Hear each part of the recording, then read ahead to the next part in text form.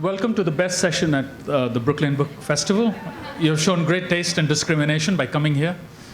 Lovely. In fact, let's give ourselves a round of applause just for being here. All right, all right. On a hot day. Beautiful. All right. I've been given a statement to read, so I'll read that. Good morning/afternoon. I am blank. Before we begin, I would like to let you know that books by authors in this program can be purchased from Greenlight Bookstore outside Borough Hall on the plaza. The authors will also be signing their books immediately following this program at the signing tables in the rotunda immediately outside this room. Authors, at the conclusion of the program, please go directly to your signing tables. Audience, please clear the room for the next program to be seated. All right. I should announce that this session is on looking back, memoir, autofiction, and the worlds that shape us. I've been following the tweets of some of the folks on this panel, and I've discovered that people do not know what autofiction means. I myself do not know what it means. I'm very eager to find out from this panel, what the hell does it mean? Does it involve, for example, an auto or not? Okay. We'll go in the order in which the authors have been cited on this panel. Our first speaker, which I'm going to ask all three of the authors to tell us a little bit about the titles of their books. Because the titles of their books are in some ways embedded in the narrative later on.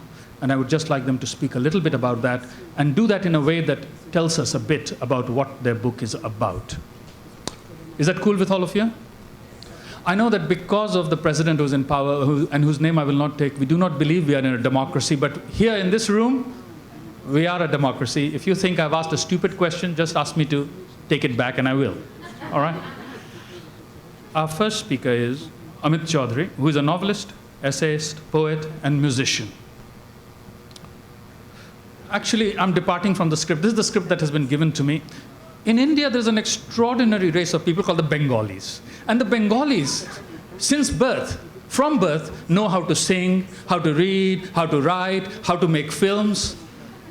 And Amit, of course, does most of those things effortlessly. All right, now going back to the thing. A fellow of the Royal Society of Literature, he lives in Calcutta and the United Kingdom, where he's professor of contemporary literature at the University of East Anglia.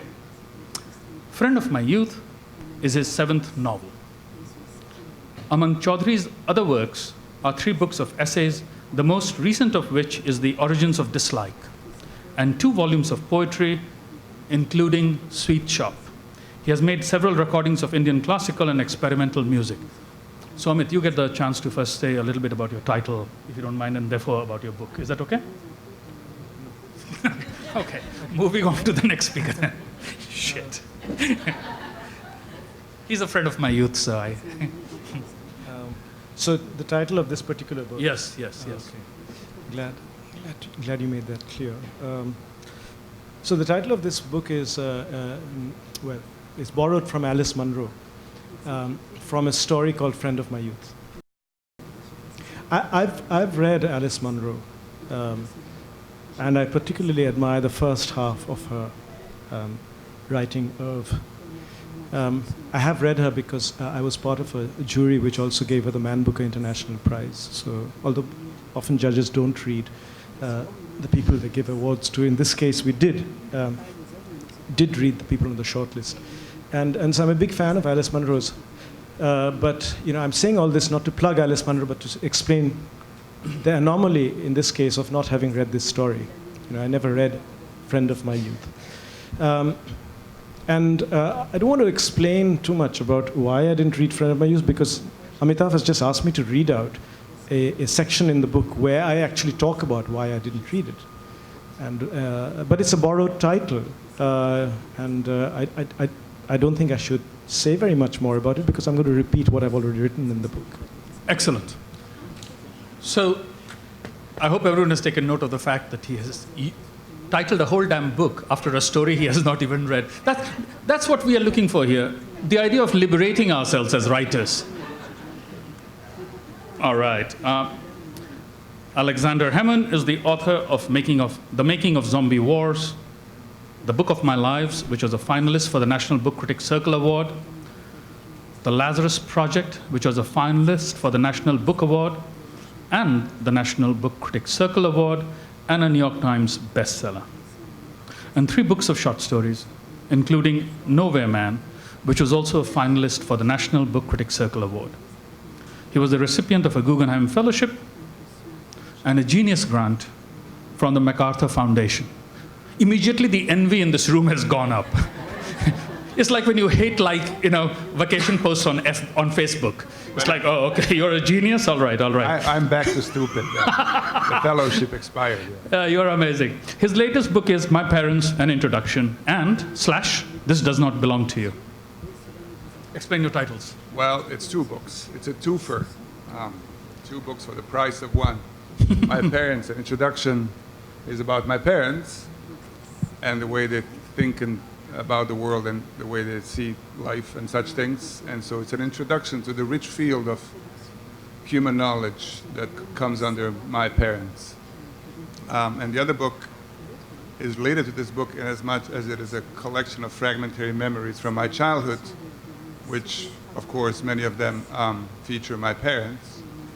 That title comes from one of the strongest memories I've had. I don't want to go into details, but let's say that it centers around a man beating me over the head and saying, "This does not belong to you," because I did something that didn't belong to me. So, excellent, thank you. And now we come to Scholastique Mukasonga. Each word that I'm saying, even my absurd jokes, is being translated by her translator, so I'm already feeling embarrassed about this. Apologies. All right. Born in Rwanda in 1956, Scholastique Mukasonga experienced from childhood the violence and humiliation of the ethnic conflicts that shook her country. She settled in France in 1992, only 2 years before the brutal genocide of the Tutsis swept through Rwanda. In the aftermath, Mukasonga learned that 27 of her family members had been massacred. 12 years later, Gallimard published her autobiographical account. This was followed by the publication of La Femme aux Pieds Nus and Le Aigu Fou, both widely praised, pardon my French as they say. Her first novel, Notre Dame de Nil, won the Amadou Kourouma Prize and the Renaudot Prize in 2012 and the French Voices Award in 2014. Her latest book is The Barefoot Woman, and I'm inviting her to speak a little bit about that title.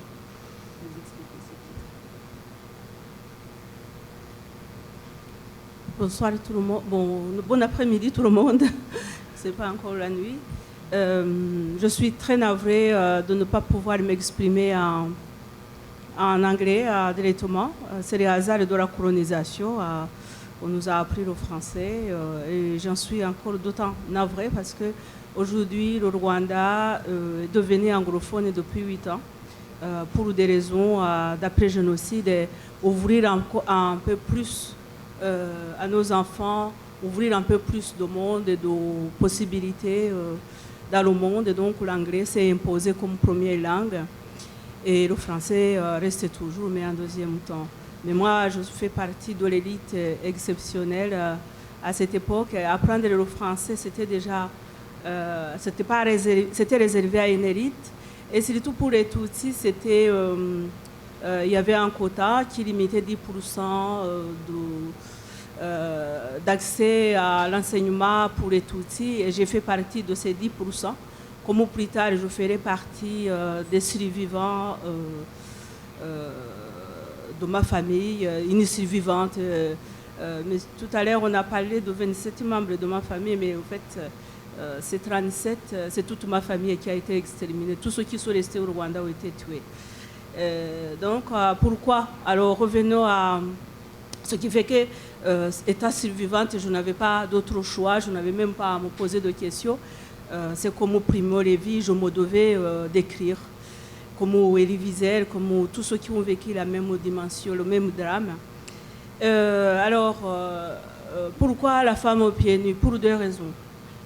D'abord, la femme aux pieds nus, c'était une réponse à la demande je crois, une obligation de toute fille pour sa mère de veiller à ce qu'il y ait le respect à sa mort. Et c'est comme ça que le titre commence par ceci. Souvent, ma mère s'arrêtait au milieu d'une de ces innombrables tâches qui s'enchaînent tout au long de la journée d'une femme. Et elle nous appelait, nous, les trois cadettes qui étions encore à la maison, Julienne, Jeanne et moi. Et elle nous disait, quand je mourrai, lorsque vous me verrez morte, il faudra me couvrir mon corps avec mon pagne. Seulement, ma mère, quand elle a été tuée, moi, je n'étais pas à Nyamata pour couvrir son corps. J'étais en France. Et donc, il fallait trouver une solution pour répondre à ce qu'elle nous a demandé, à cette obligation d'une fille pour sa mère. Et j'ai construit, avec la femme aux pieds nus, j'ai construit le pagne de ma mère avec les mots pour couvrir le corps de ma mère absent. Ça, c'est la première raison d'une fille à sa mère. La deuxième raison, c'est que... est-ce qu'il faut... Ah oui. Sorry. First of all, good afternoon. I'm so sorry I'm not unable to express myself in English. It's kind of the workings of colonialisms. I was taught to learn French, and I'm all the more sad about this because Rwanda has, since the genocide, become an Anglophone country 8 years after the genocide for reasons that have to do with what happened and also to open up the country to the world. So English has now become the first tongue of my country, and French is kind of relegated to a second place. So but when I was being educated, French was sort of, I was part of this elite, this exceptional elite that was given the chance to learn French. For the Tutsi, it was all the more remarkable because there was a quota of 10%, only 10% of the Tutsi were allowed to have access to education. And I was lucky enough to be part of that quota. And I was also lucky enough to also be the sole survivor of my family. The number of 27 was mentioned, but it's actually not 27. It's 37 members of my family were killed. My entire family were all killed in Rwanda. So as a survivor, I felt I simply had no choice. I had a duty to bear testimony, to be the memory of what had happened, sort of in the same way Elie Wiesel had, or other writers who experienced similar tragedies. So as far as the title of the book goes, it was The Barefoot Woman in English. It's a literal translation. It was kind of a response to this obligation any daughter has towards her mother to kind of have this respect for the dead. At the beginning of the books, it has kind of this little opening, so it kind of goes as follows. Often, in the middle of one of those never-ending chores that fill a woman's day, my mother would pause and call out to us, her three youngest daughters, not by our baptismal names, Jeanne, Julienne, Scholastique, but by our real names, the ones given to us at birth by our father. And then she would say, "When I die, when you see me lying dead before you, you'll have to cover my body. No one must see it. A mother's dead body is not to be seen. You'll have to cover me, my daughters. It's your job and no one else's. No one must see a mother's corpse, otherwise it will follow you, it will chase you, it will haunt you until it is your turn to die, when you too will need someone to cover your body." I was not in Nyamata when my mother was killed. I was not there to cover her body. I was in France. And so this book was this response to this obligation I had, so I created a covering for my mother with words. Thank you very much. Pour compléter, parce que One more little thing. Julienne et Jeanne avaient donc été tuées. Il restait que moi comme seule fille de Stéphania. Et donc, il me revenait de répondre à sa volonté, c'est-à-dire le devoir de couvrir mon corps avec le linceul des mots. So Juliane and Jeanne, my sisters, had been killed. I was her sole surviving the sole surviving daughter of Stefania, my mother, so it was up to me to honor her will and to cover her body with a shroud of words. La deuxième raison, et ça va être très brève, excusez-moi, c'est que, et c'est pour cela qu'on m'a demandé de lire un extrait de texte, c'est qu'il me fallait rendre hommage à la force, au courage qui a été celle des mères d'assolier de déportation des Tutsis où il n'y avait pas de vie, mais où les mères ont refusé d'adhérer à cette idéologie, ont été résistantes et nous ont donné, nous les enfants, tout ce qu'un enfant doit recevoir pour se faire une place dans la société. Donc je devais rendre hommage à cette force qui m'a protégée et qui m'a protégée encore après le génocide, parce qu'avec cette force que nos mères nous ont donnée, et c'est ça qui nous a sauvés, nous les rescapés et les survivants. Nous n'avons jamais été habités par la haine parce que nous avons été élevés dans l'amour. And the other reason is that I had a duty to give an homage to the strength, If you the could just courage. draw a little closer. No, sorry. So the other reason for this title is that I really felt this duty to give an homage to the strength and the courage of these mothers who were in this place of deportation. They had been deported as Tutsis, but yet these mothers, they refused that ideology. They refused to agree to what was going on, and they gave us this tremendous strength to us children. They gave us our childhood. I had this duty to give this homage to this force, this strength that somehow protected me all throughout my life and even after the genocide. And it really saved me, because even after all this horror, I was still able to be who I was, because I was truly raised in love. Thank you. What we are going to do now is just to give the audience a sense of every writer's voice here in this particular book. I've just invited them to do a short reading from their books. So we could start with you, Amit. Is that all right? Just draw a little closer to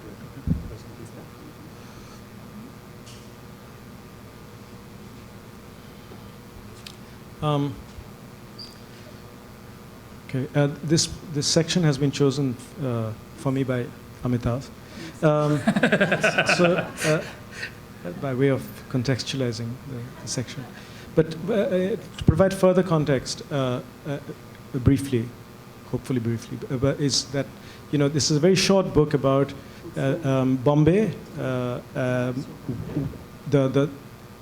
It's in 3 sections. The first and longest section, I use the word longest kind of relatively speaking, so the longest section in the book, in the small book, is about a writer who coincidentally has the same name as myself, Amit Chaudhuri, who has also written, at this point of time, in 2011, 5 novels, the 5th one of which is The Immortals, which also is the name of a book. By sheer coincidence, is also your 5th novel. Yeah, has gone to Bombay to do a reading, and finds himself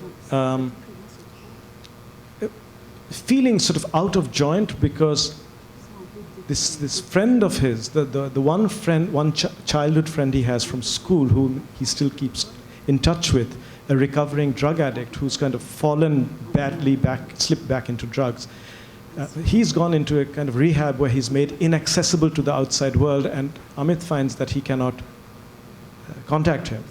And this has an oddly dislocating effect on Amit as he revisits Bombay for this reading, Bombay being the city in which he grew up, but in which he no longer has a home. So he moved out of Bombay decades ago. So the other point of dislocation is to go back to a city, to do readings, and this is the city of your childhood, the city in which you grew up, and to stay in a hotel room or in a room in a club. And sometimes, as in this case, to look out on the house, the building in which you grew up. That's the second point of dislocation. The third point is that not long before this visit, in 2008, there were terrorists. I use the word with a sense of distance, but there was a terrorist attack on the Taj Mahal Hotel and other parts of Bombay on 26th November. So one of the chores that this man, Amit, takes upon himself is to exchange some shoes at a shoe shop in the Taj for his wife and his mother. And when he goes to the Taj, he finds it more or less pristine, but he knows that this is an illusion because the Taj was gutted in a fire. It's been rebuilt to resemble itself. And so the present resembles the past, but Amit is aware that that resemblance is not an assurance of an actual continuity. So I will read, if I'm going to just start a little bit. Yeah. Now this is so as I said, there are two other parts where there are shorter visits following the first section, which covers 1.5 days.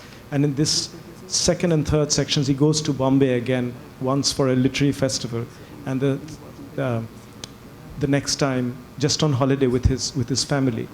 And his friend Ramu is back in the city. I see Bombay sooner than I'd expected, and Ramu. The reason is banal. Barely a month's passed. My daughter's annual exams are done. My wife has one of her bouts of intense longing. She's keen to leave everything being Calcutta. Jaisalmer, she says. For 2 decades, she's wanted to introduce me to Rajasthan, the forts, palaces, shrines, the brown horizons. But I'm resistant to history. I suppose I'm become uncooperative. Are you mad? Do you know how hot it will be? I have no interest in the peacocks. It turns out our daughter would tolerate going to Bombay. With its shops, cinemas, and cafes, Bombay history's very antithesis.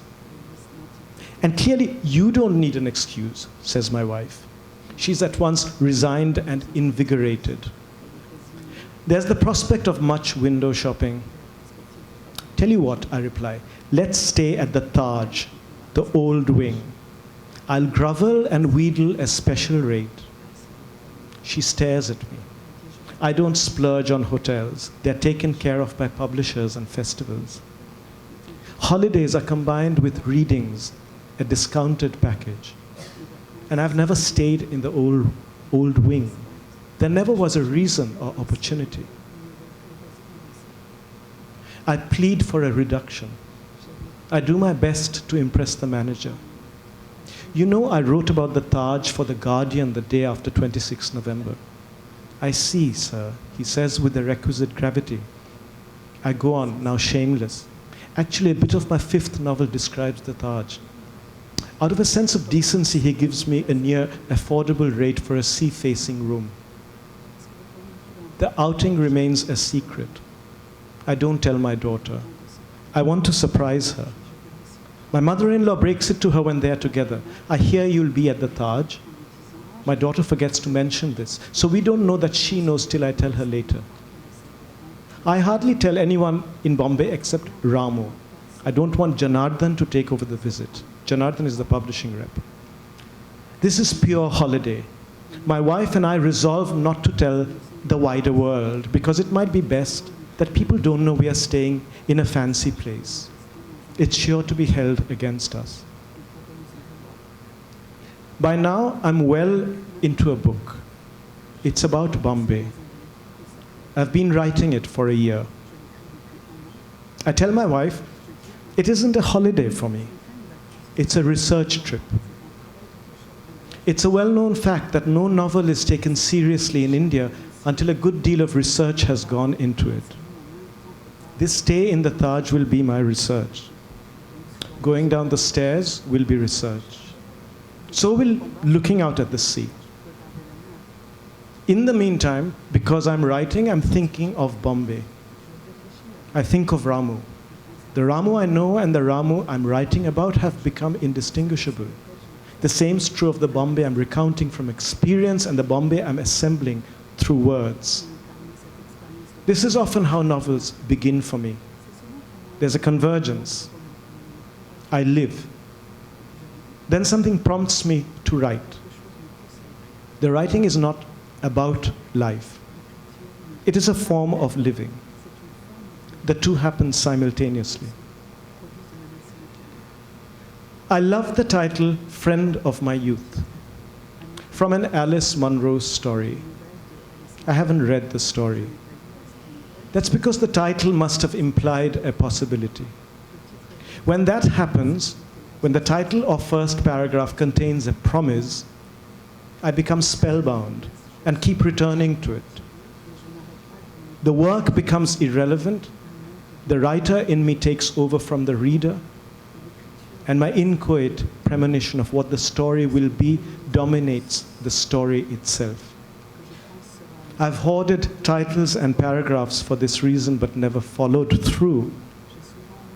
Naturally, when I first fell in love with Alice Munro's title, I had no idea that I'd one day want to write about Ramu and Bombay. Ramu was still to vanish. The experience of feeling unexpectedly bereft was to come. So were the attacks of 26 November. As these and other events happened, it's as if the title knew it had to meet them halfway. It and they had been traveling towards each other. The book is a novel. I'm pretty sure of that. What marks out a novel is this: the author and the narrator are not one. Even if by coincidence they share the same name. The narrator's views, thoughts, observations, essentially the narrator's life, are his or her own. The narrator might be created by the author, but is a mystery to him. The provenance of his or her remarks and actions is never plain. Thank you very much. Sasha?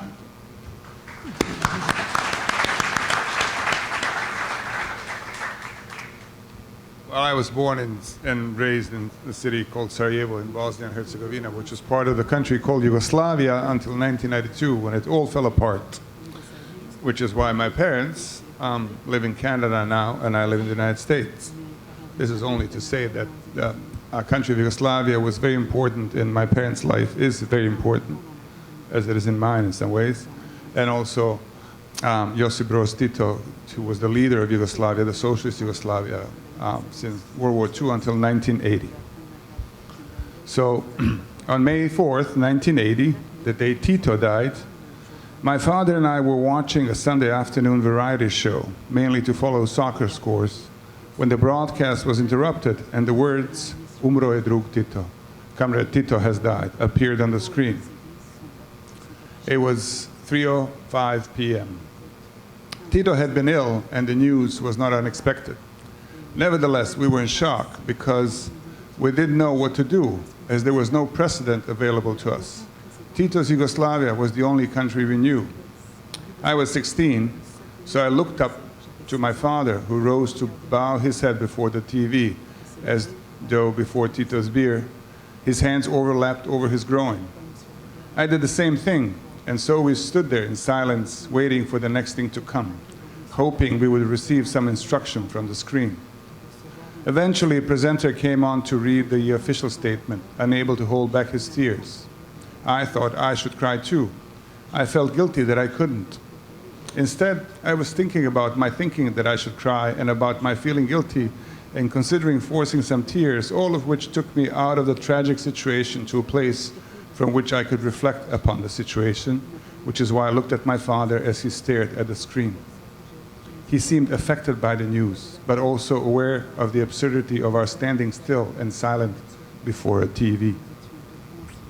Each year, right up until the war, the sirens all over Sarajevo and in many other Yugoslav cities would wail on May 4th, exactly at 3:05 p.m., to mark the moment Tito officially died. People on the street would freeze, trams would stop, drivers would get out of their cars and stand at respectful attention in the middle of the street until the wailing stopped. Each year, I made sure I didn't find myself on the street, lest I would have to keep still in an absurd gesture of obedience to a ghost. But I always look out the window to watch the moment when time temporarily ceased to flow. It was always an eerie sight, like an image from a B-movie where an alien force immobilizes all life on Earth. Each time, I'd recall that bonding in awkwardness with my father our improvising within a historical instant. For that was the first time it appeared to me that there was a germ of ambivalence about Tito and Yugoslavia on his part. He never acknowledged it or mentioned any of it, which is to say, this could well be my projection. My father may well have been as much of a Yugoslav patriot as anyone. A homeland cannot be constituted without nostalgia, without retroactively establishing a past utopia. In nationalist, patriotic imagination, nostalgia helps construct a perfect land of the past, pure and exclusively ours, until it was contaminated by traitors and foreigners. Nationalist nostalgia is thus the source of insidious fantasies without which any make some land great again ideology is impossible, providing excuses for genocidal operations needed to restore the imaginary original purity. A private, personal nostalgia, however, always depends on the senses.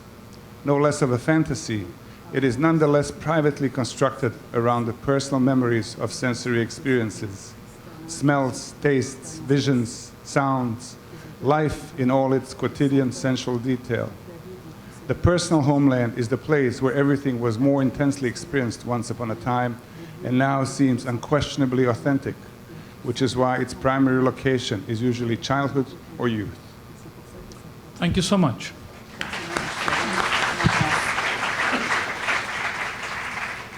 Scholastique.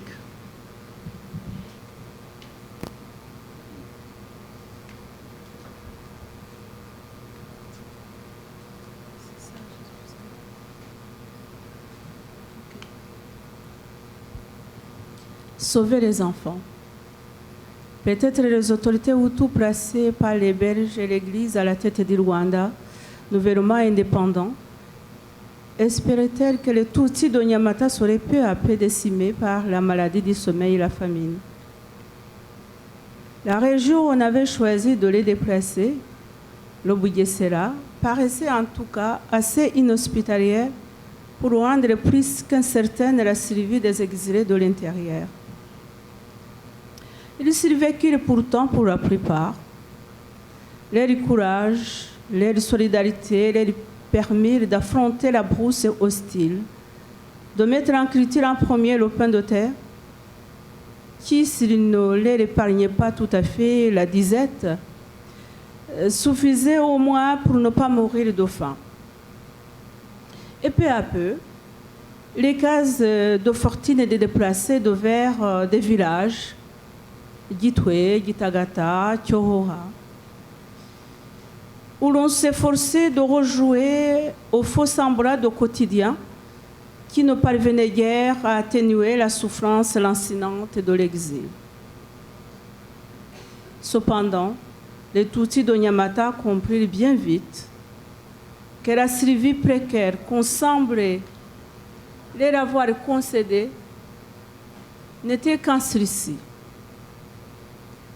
Les militaires de Gako, établis entre les villages et la frontière toute proche du Burundi, étaient là pour leur rappeler qu'ils n'étaient plus tout à fait des êtres humains, mais des ignenzis, des cafards, qu'il était loisible et juste de persécuter et en fait de compte d'exterminer. Les militaires de Gako, je les revois encore quand ils faisaient intrusion dans la maison, en basculant d'un coup de crosse la torre qui servait de porte. Ils cherchaient, prétendait-il, une photo du roi Kigeli ou des lettres reçues clandestinement des exilés du Burundi ou de l'Ouganda. Tout cela, bien sûr, n'était qu'un prétexte.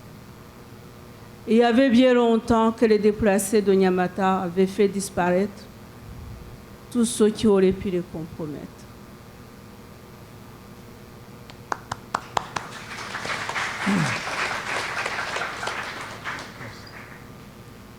Saving the children. Maybe the Hutu authorities put in charge of the newly independent Rwanda by the Belgians and the church were hoping the Tutsis of Nyamata would gradually be wiped out by sleeping sickness and famine. In any case, the region they chose to send them to, the Bugwitsera, seemed inhospitable enough to make those internal exiles' survival more than unlikely. And yet, they survived, for the most part. Their courage and solidarity let them face the hostile wilderness, farm a first little patch of land that didn't completely spare them from hunger, but at least kept them alive. And little by little, the displaced families' makeshift huts became villages, Gitwe, Gitagata, Kyohoha, where people struggled to recapture some semblance of everyday life, which of course did little to soften the crushing sorrow of exile. But the Tutsis of Nyamata weren't slow to realize that the tenuous survival they seemed to have been granted was only a temporary reprieve. The soldiers of the Gako camp, built between the villages and the nearby border with Burundi, were there to remind them that they were no longer exactly human beings, but inyenzi, cockroaches, insects it was only right to persecute and eventually exterminate. I can still picture the soldiers from Gako bursting into our house, a rifle butt crumpling the piece of sheet metal we used as a door. They claimed they were looking for a photo of King Kigeri or covert letters from exiles in Burundi or Uganda. All that, of course, was pure pretext. Long before, the displaced families of Nyamata had thrown out everything that might possibly incriminate them. Thank you so much. You know, in the title of our panel mentions memoir first, and I was hoping that our authors could speak a little bit about how, in very interesting ways, their books move away from a conventional memoir, and perhaps experiment with new forms. And I think that might be the best way to sort of perhaps, if you could answer that question a little briefly, we could maybe turn over to the audience also to have a few minutes of conversation. So whoever wants to go first. Well, I don't really read that many memoirs, so I don't know what a conventional memoir looks like. There was a period in the 90s and early aughts where the kind of confessional memoirs of addiction or some kind of moral recovery were very popular. So I suppose I could, establish an argument against that form as a fundamentally Puritan form where a public confession about one's sins or the sins of the family leads to some kind of emotional or moral redemption. And people do this for various reasons. I simply didn't have such a need. My book about my parents is really about my parents, and it does contain their life, and there's a chapter that is entitled Biographies, which outlines the timeline of their life and the experiences. But the thing that interested me in writing about my parents, other than the fact that I love them very much, and they did not abuse me when I was a kid, or not enough. They didn't beat me enough, but perhaps. But there's no story there. What interested me that the consistency and logic of their thinking about the world and life, despite despite their traumatic displacement, right? They left Bosnia and former Yugoslavia, and when they were in their mid to late 50s, and established a life in Canada without knowing the language, not having any family around at the time of their arrival. And so I wanted to see how people who I know very well and love very much, how they think and see the world. And this was partly, but only partly, a reaction to, for the lack of a better term, the anti-immigrant bigotry, where Scholastique was, writing about Tutsis being called cockroaches, but there are racists and nationalists in this country, in the UK, who have referred to immigrants as cockroaches. And I wanted to talk about my parents and show that, by implication, that every life and every immigrant life is infinitely rich and contains hosts of ideas, contains ethics and aesthetics and morality, and it's never reducible to any kind of cliche. It is as complex as any life, in fact, probably more complex than the life of, twice as complex as the life of people in the host country who were born and raised in the host country. Those lives could be very complicated too. And so I wanted to explore the richness of their life. And so this book, to me, It has obviously an important memoristic aspect, but it's really a book of essays. It's thinking about someone else's thinking. The other side of the book, and this is the one, it is memoristic in that it pertains to and contains my early childhood memories.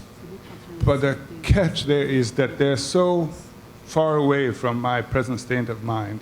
And to many of them, I was the only witness. They only exist as memories. Most of them are not shareable. With the book of my parents, I interviewed my parents and ran everything by them and my sister. To some extent, it was a collective endeavor. We fact-checked, I fact-checked. Whereas these things, they cannot be fact-checked. I only remember them as stories that I repeated to myself in my head time and time again.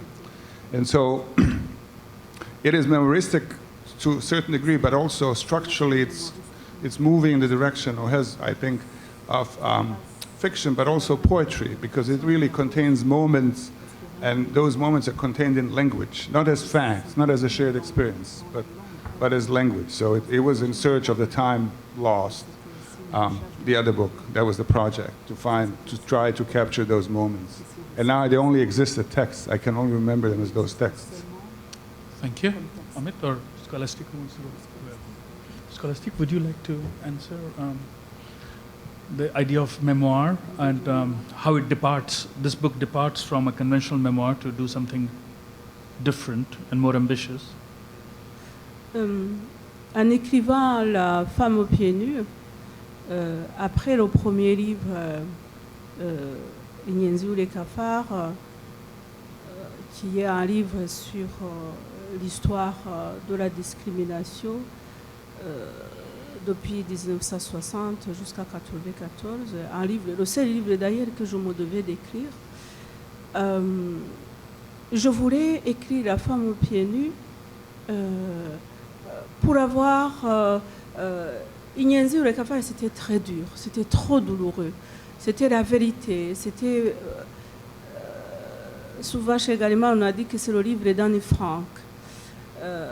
C'était La femme au pied, je voulais trouver les moments de joie, les moments. Je voulais écrire avec cette image d'une mère, et c'est pour cela que je l'ai intitulé La femme aux pieds nus, parce que c'est imagé. C'est que je me vois avec ma mère, derrière ma mère, rentrant des champs, je suis toute petite, avec ma petite roue sur les épaules, et ma mère est devant pour me protéger, parce qu'il faut que la mère toujours soit devant, au cas où il y a un danger. Le danger vient toujours de devant, pour justement me protéger du danger. Et je vois ses pieds nus, incrustés de terre, mais en fait, les pieds représentent le courage. Donc, La femme aux pieds nus, il y a des moments où je suis obligée de dire la vérité parce que c'était notre vécu, c'est tout ce que j'ai connu à Nyamata. Et il y avait des moments durs de persécution, de bousculade, de massacre même. Mais il y a plus, dans La femme aux pieds nus, ce que je voulais, c'était de sauver les moments où on était heureux. Je pense qu'il faut d'abord traduire et puis je vais donner les exemples de joie. So I wrote The Barefoot Woman after I wrote Inyenzi, or The Cockroaches, which is a book about the history of discrimination in Rwanda from the 1960s to 94. It was actually, Inyenzi was the only book I had to write, but it was also a very painful, a very hard book to write. My publisher in France, Gallimard, was actually calling it the Anne Frank book. As far as The Barefoot Woman is concerned, I really wanted to convey the moments of joy of my childhood. This image of my mother. I often see myself with my mother. She was in front of me. We would be coming back from the fields. I was so little behind her, and she was always in front of me to protect me, because the danger always comes from the front. So I would be behind her, and I would see her bare feet, who were encrusted with earth, and feet to me symbolize courage. So this was our truth. Of course, there were very, very painful, hard moments of persecutions and massacres, but it was also important to me to remember these moments of happiness. There are only 5 minutes left, so I should give Amit a chance. Is that D'accord. Pour dire en résumé, c'est le seul livre que j'ai pu écrire avec beaucoup d'affection, bien sûr avec la nostalgie, mais c'est un livre qui est imprégné d'affection, d'univers, et j'en avais besoin parce que quand vous êtes survivante, vous vivez dans la culpabilité d'être survivante, vous n'avez pas le droit, vous n'arrivez pas à trouver la raison pour laquelle vous avez survécu alors que tout le monde a été tué. Donc je voulais trouver un livre où il y a plein d'affection, où je vois l'image d'une mère. So also, this is a book, it's the only book that's so full of affection and nostalgia. I really wanted to be filled with this affection for my mother, and it was also a real need, because when you're a survivor, you're filled with so much guilt of wondering why did you survive, when everyone else was killed. So I really had this really true need to write this book that's so filled with affection. Thank you so much. You want to respond? Yeah, respond to you, right? Yeah, the question Yeah, about okay. how your book departs Oh, from a conventional memoir, and Okay. maybe, you know, Yeah. each of these books, certainly Amit's too, is so playful and so inventive that I just wanted them to address that issue a little bit. I think of, if memoir is a narrative about one's life, it sort of it doesn't really speak to my interests, because it's not that I'm not interested in my own life, but I'm not interested in narrative. So I don't think of what's important about my life in terms, or any life, in terms of narrative. I'm more drawn to the excitement of what happens between events, so that even if there is a central event that I'm writing about, I'll try my best to avoid talking about it. So there is that. There's also my interest in the present moment over the past. Like my first novel, A Strange and Sublime Address, Carl Miller, the editor then of the London Review of Books, published a chapter in the London Review of Books from that first novel. And he said to me, "It's your bloody memoir." But I disagree with that, because I could have written that story as it's a non-story. Again, there is no story in it, as the novel itself points out. It's about the digressions that depart on each side of a story. But I could have written it about it as a story of my childhood, and made it more novelistic, not just memoiristic, but novelistic, in the sense of Roland Barthes saying that any novel depends heavily on the simple past tense, and thereby leads us into a kind of unreal time. He calls it the unreal time of novels, histories, and cosmogonies. And he quotes from the example that Paul Valery provides about what might be the generic first sentence of a novel. The Marchioness went out at 5 o'clock. This Barthes says, plunges us into the unreal time of the simple past tense, and subdues, he says, his phrase is, subdues the trembling of existence. Now, I think this random kind of movement that I'm talking about, which cannot be contained by this unreal time of a narrative, is what I was interested in, and therefore decided not to write that first novel as a story of my childhood, but as a story of what it means to live in the present moment. That has always been my primary interest.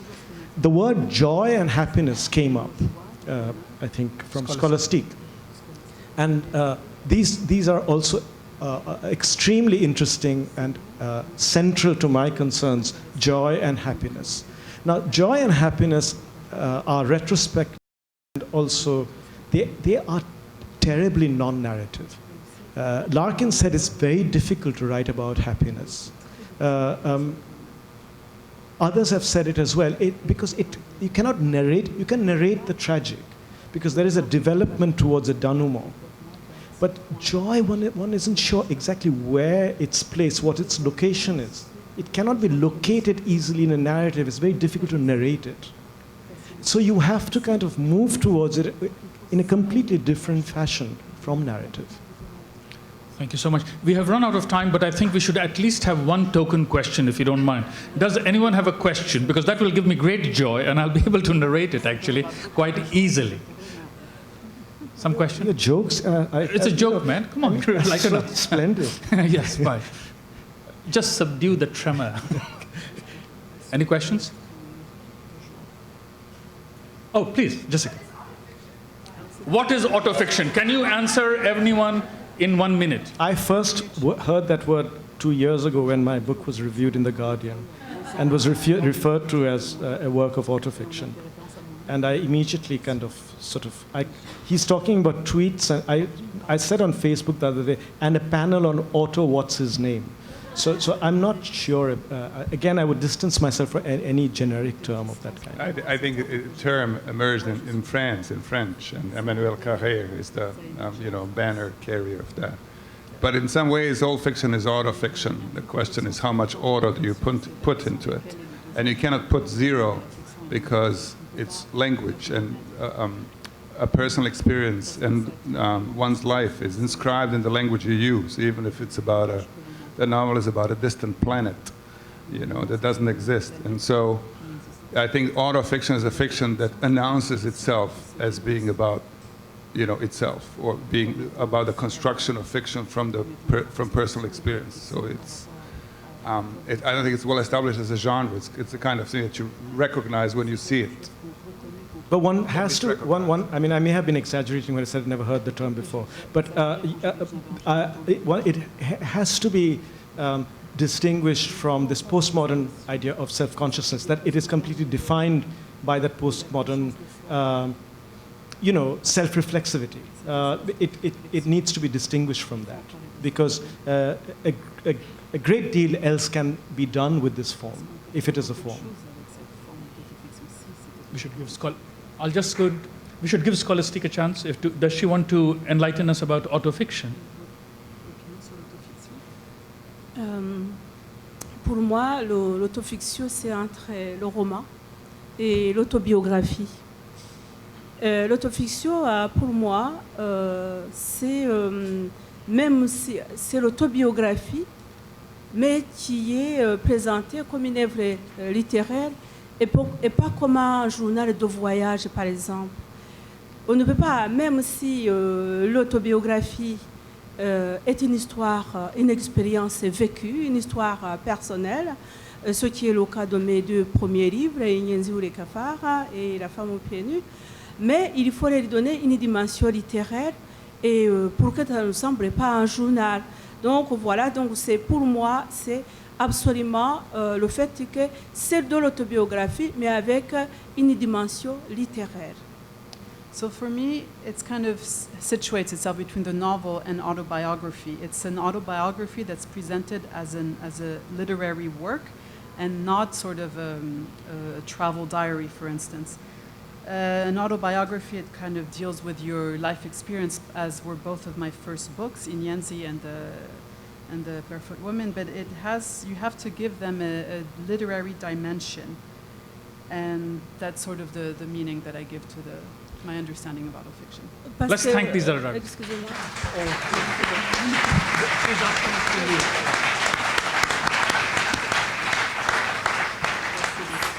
Our authors will be outside signing books, so please join them there if you want. Thank you so much. Amit, I've said this to Shasha, but I'm going to ask you to sign this book by